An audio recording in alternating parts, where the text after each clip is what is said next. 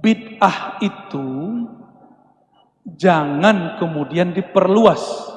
Jadi tausi' ma'nal bid'ah dararun fil ummah al-islamiyah.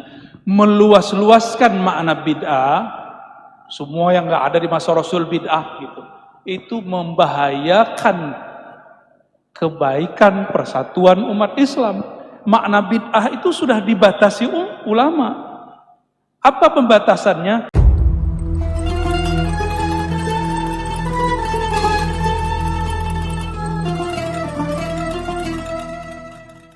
Maksud kami menjelaskan ini, bid'ah itu jangan kemudian diperluas. Jadi tausi' ma'nal bid'ah dararun fil ummah al-islamiyah. Meluas-luaskan makna bid'ah, semua yang enggak ada di masa Rasul bid'ah gitu. Itu membahayakan kebaikan persatuan umat Islam. Makna bid'ah itu sudah dibatasi ulama. Apa pembatasannya? Semua yang enggak ada dalilnya bid'ah. Yasinan ada dalilnya, enggak bid'ah. Dulu di Jakarta sana, Jakarta bagian selatan, ada ustadz di pengajian ibu-ibu, dia ambil bacaan ibu-ibu, jadi dia ambil, pas dicek ternyata Yasin Fadilah. Tahu Yasin Fadilah? Yasin Fadilah dia robek. Itu surat Yasin, tapi dia robek. Apa kata dia? Nabi nggak pernah baca Yasin Fadilah. Ya iyalah, kertas begitu Nabi nggak pernah baca, tapi Yasin ada di kolbu Nabi. Bal huwa haqiqatu Yasin. Bahkan Nabi itulah yang bernama Yasin itu. Ala Yasin Habibillah. Yasin itu baginda Nabi Muhammad SAW. Sampai begitu. Orang-orang yang memperluas mana bid'ah, emosinya tinggi. Dan kami memberitahu kepada Adinda, ini hati-hati dalam memahami bid'ah. Banyak masjid konflik. Nanti kalau kalian jadi ulama, dalami benar-benar bab bid'ah. Ya. Banyak orang bertengkar masalah bid'ah. Banyak yang tadinya temenan, sekarang udah nggak temenan lagi masalah bid'ah. Cuma kena sarung jingkrang sama nggak jingkrang. Tapi kalau santri biasa jingkrang sarung ya. Bener. Nabi pernah pakai celana nggak? Nggak. Beneran. Nabi selalu pakai sarung. Maka disebut dalam salah satu nama beliau yang disebutkan dalam kitab Asy-Syifa kala Imam Qadiyat, sahibul izar. Apa arti sahibul izar? Yang pakai sarung.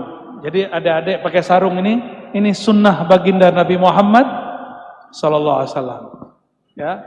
Jadi beruntung yang pakai sarung.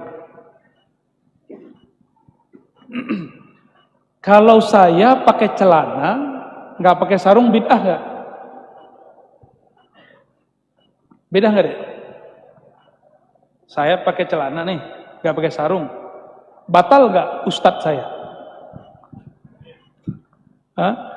Tapi kalau di Madura, khawarimul muru'ah katanya ya. Ya. Kalau di pesantren ustadz pakai celana, khawarimul muru'ah, kecuali di Jakarta itu biasa. Di Sumatera, di kampung saya juga biasa.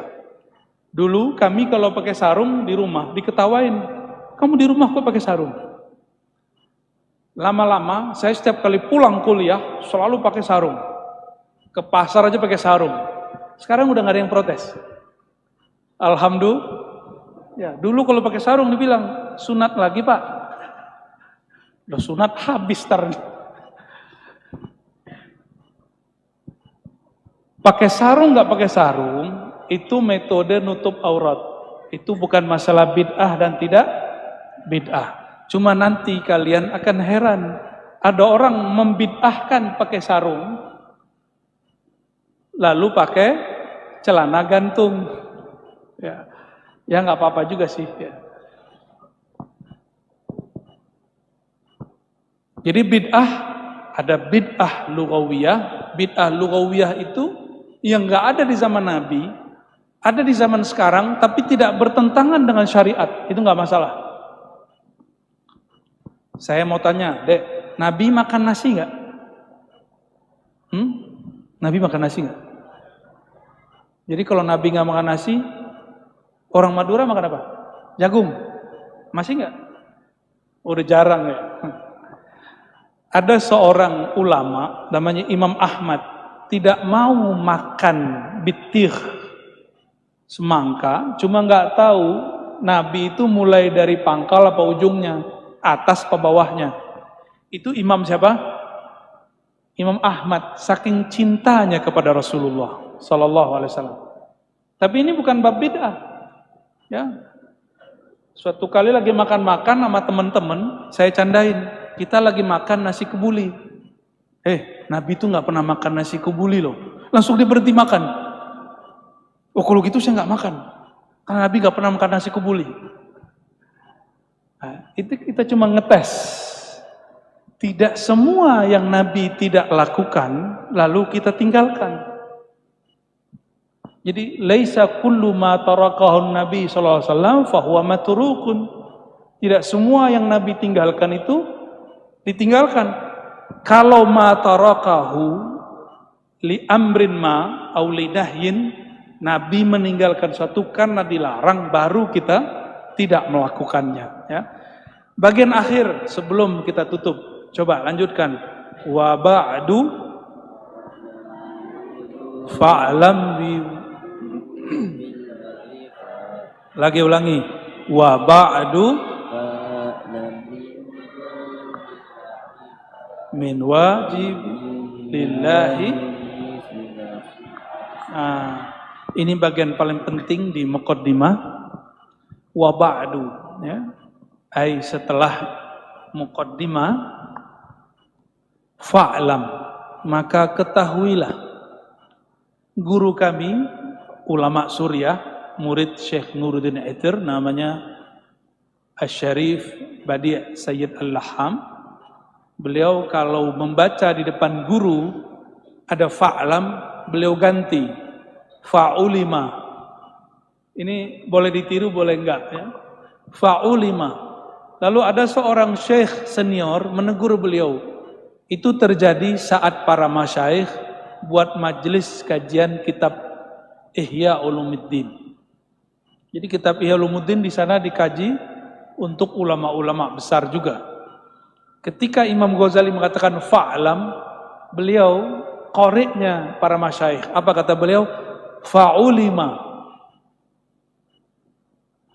Lalu ditanya oleh masyayikh, ya Doktor Badi, lima ghayyarta?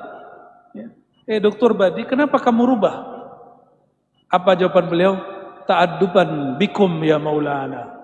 Karena kami menjaga adab kepada kalian, tidak mungkin kami mengatakan fa'lam ayyuhal masyayikh. Ya. Maka beliau menggantinya fa'ulima. Lalu para masyayikh tersenyum. Ya.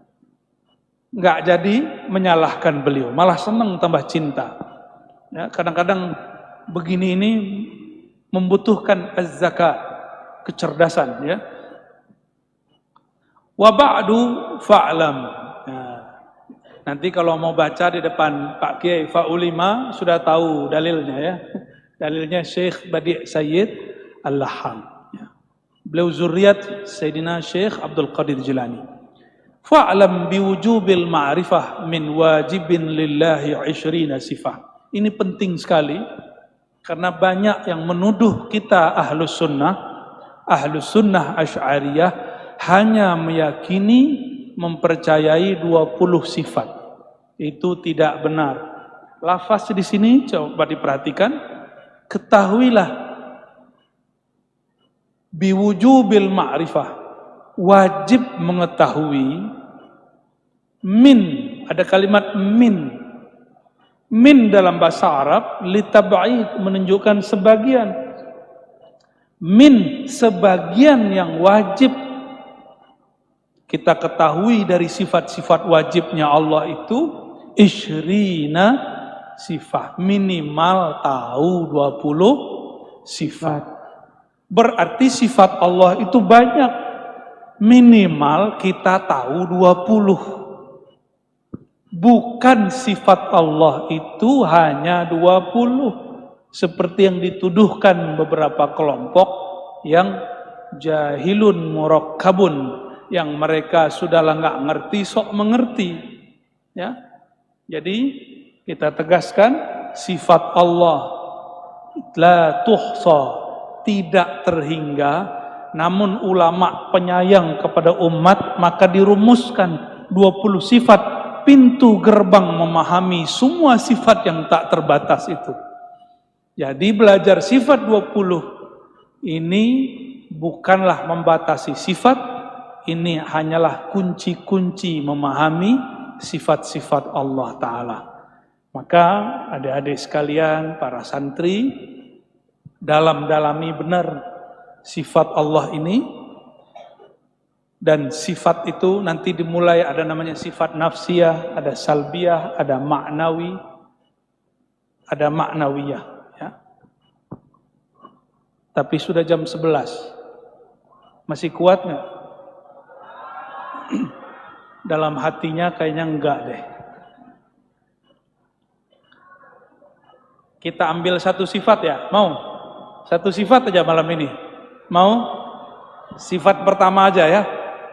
Sifat pertama aja deh. Apa sifat pertama? Coba lanjutkan. Fallahu mawjudun mukhalifun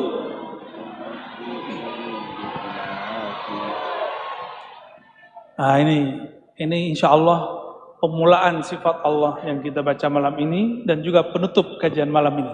Cuma nggak tahu berapa lama nih. Fallahu, Allah. Allah itu salah satu nama disebut dengan Ismul Jalalah. Apa sebutannya? Ismul Jalalah. Disebut juga dengan Ismul Dzat. Di kalangan ulama Thariqah Naqsyabandiyah, Thariqah salah satu thariqah yang dipimpin oleh guru kita, Pak Kiai Abuya Taifur, Thariqat An-Naqsyabandiyah. Itu ada talqin zikir, yaitu zikir Ismuz Dzat. Apa lafaznya? Allah. Apa maksud isim zat? Allah ay isim alam li zatihi. Nama yang menunjukkan zat Allah Subhanahu wa ta'ala. Namun ulama-ulama ahli akidah lebih sering menggunakan istilah Ismul Jalalah, yaitu nama yang agung. Karena kalau nama ini masuk ke dalam kolbu, nah ini adik-adik yang masih muda, kalau pernah jatuh cinta dengan seseorang, nama dia disebut, foto dia lewat, orangnya ada di depan, deg-degan nggak? Jantungnya berdebar nggak? Duh, gitu ya? Ya, masih kecil juga. Ketika kita senang seseorang, jantung kita berdebar. Kalau seseorang sudah cinta kepada Allah, disebut nama Allah, wajilat qulubuhum, pasti kolbunya berdebar, kolbunya bergetar. Wajilat, wajilat wajlah. Karena isim Allah itu jalalah, maka dia menghasilkan wajlah, rasa takut, rasa haru. Ini nanti kalau sudah cukup umurnya, minta talqin kepada Abuya, ya, kepada Pak Kiai. Kalau beliau sudah izin, minta talqin supaya tidak hanya dapat ilmu yang zahir, dapat juga ilmu yang batin. Ya, nggak mesti lagi santri begini. Cuma kalau saya dulu, ini Adinda umur berapa? 16. Saya dapat talqin zikir pertama umur 11 tahun. Umur 13 ikut suluk 40 hari. Suluk nggak makan daging dulu. Cuma kayaknya anak-anak sekarang kayaknya nggak tampang. Ya. Kayaknya masih senang main PS ya. Kalau pulang ke rumah ya. Main game ya. Tergantung guru. Nah, Jadi kalau nama Allah itu masuk ke dalam kolbu, itu kolbu pasti bergetar. Kalau kenal kepada yang punya nama. Nah, nama Fallahu, nama Allah ini disebut juga oleh pakar Al-Asma'ul Husna, Imam Baihaqi. Ada juga Imam Ghazali nulis kitab Al-Maqsad Al-Asna. Banyak lagi, apa kata mereka? Allah itu isim jami', kata Imam Ghazali. Isim apa? Jami'. Apa makna jami'?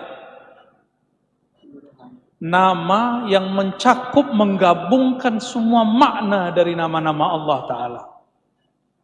Kalau disebut Rahman, lain dengan Rahim. Rahman lain dengan Rahim? Lain. Tapi kalau disebut Allah, Allah itu Rahman. Benar nggak? Benar. Kalau disebut Rahim, siapa? Allah juga. Disebut, apalagi Rauf, Allah juga. Tapi Rauf lain dengan Rahman. Namun lafaz Allah mencakup Rahman, Rahim, Rauf, Wadud, semua mencakup. Maka disebut isim jami'. Atas dasar itulah ulama-ulama Thariqah Naqsyabandiyah, Qadiriyah, Syadziliyah, banyak sekali para masyayikh menjadikan lafaz Allah ini menjadi zikir yang paling penting untuk berlatih. Ya, nanti jangan lupa kalau sudah cukup umur, jangan nunggu terlalu tua. Belajar Thariqah. Jangan nunggu tua, ya. Saya punya guru-guru, rata-rata mereka di waktu muda belajarnya. Insya Allah kolbunya lebih tenang. Ini sharing saja. Dulu saya paling takut belajar kelas 3 sanawiyah. Setelah selesai suluk menabung zikir nama Allah di kolbu, itu nggak ada lagi takut belajar manapun dan tidak pernah lagi khawatir dengan masalah apapun sampai hari ini.